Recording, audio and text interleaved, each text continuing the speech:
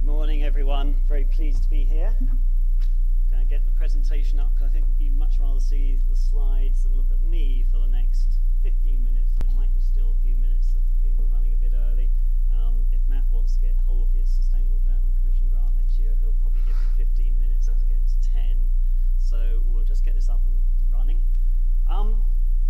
Really good to be here. There's a huge amount going on, and I actually had a clash today. I could have been in Zaragoza in Spain giving a talk on climate adaptation.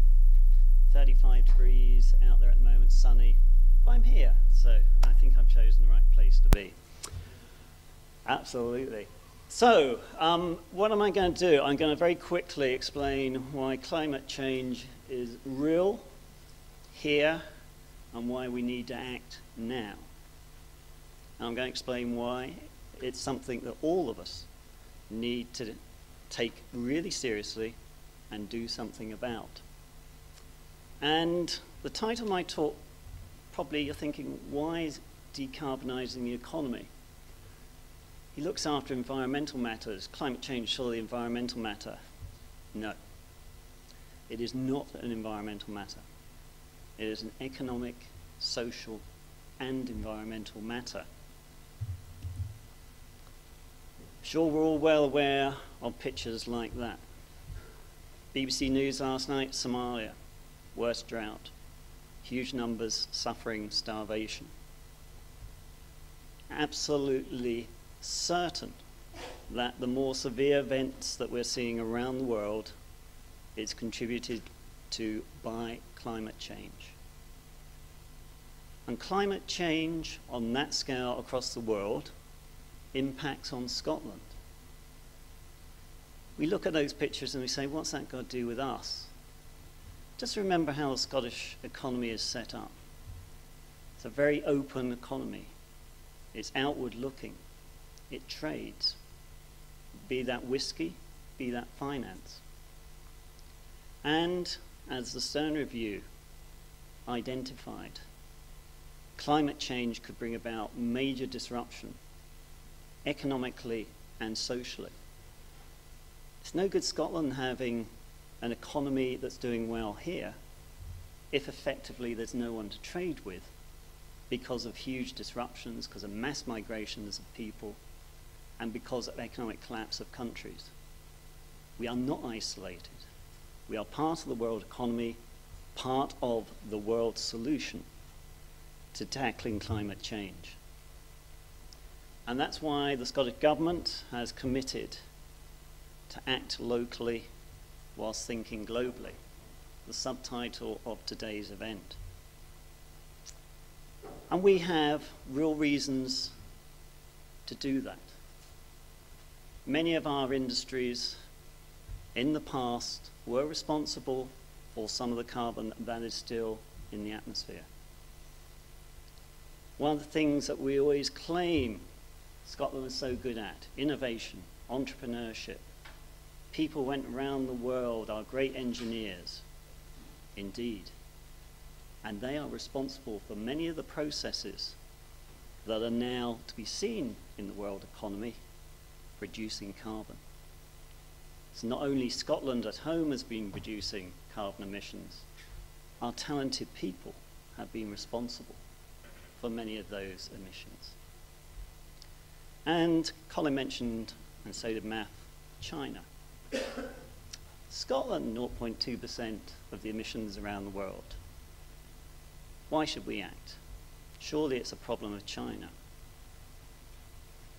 Per capita carbon footprint of someone in China is 5 times less than any of us in this room today. Our carbon footprint is huge compared to China and India on a per capita basis. We are the problem as much as China. So I class that as a huge moral obligation on why Scotland should act. And it's one of those issues that people care about. There was a new Euro barometer out yesterday, Euromonitor barometer, which gauges what people think are serious issues across Europe. Climate change was the second highest. 62% of people thought it was something that action was needed to be taken on, only beaten by poverty. I'm quite happy that poverty is seen as a slightly bigger issue than climate change. But climate change, second biggest issue in terms of what people think across Europe. And it is something uniquely which impacts every one of us, and uniquely where every one of us can make that difference. And we need to make that difference not only because of the environmental issues and the problems that that produces, but also because of the economic and social issues that might result.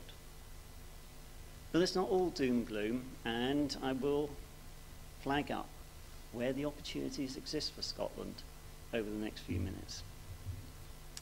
So what's happening elsewhere?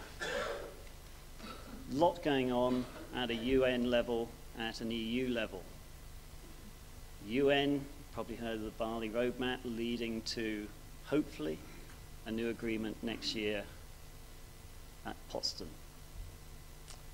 The EU has made commitments in principle in terms of how it is going to contribute to that global solution. I've attended each of the last EU Environment Councils where climate change and energy has been discussed. It will not be easy for the EU to come up with an agreement, let alone the UN. It is hugely difficult for national governments to be out in front, for them to accept that they've all got to make some sacrifices in terms of moving forward. But it has to happen. EU has to reach a deal, and it needs to reach a deal by this December, and next year there has to be a global deal. Cannot move forward unless you have those arrangements at EU or global level. You're probably aware the United Kingdom's also very much to the fore on climate change issues. It pushes and pushes, particularly in the EU context.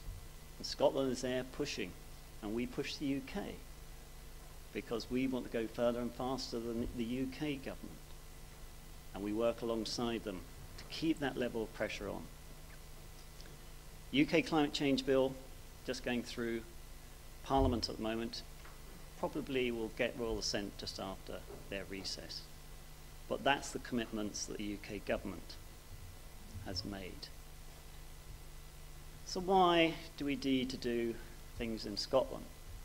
These are 3 photographs from the last 18 months I pulled out. Thankfully, when I got the train up this morning, it wasn't like that on the left, despite the fact that it was raining very hard, but that's the Perth-Inverness railway line last year.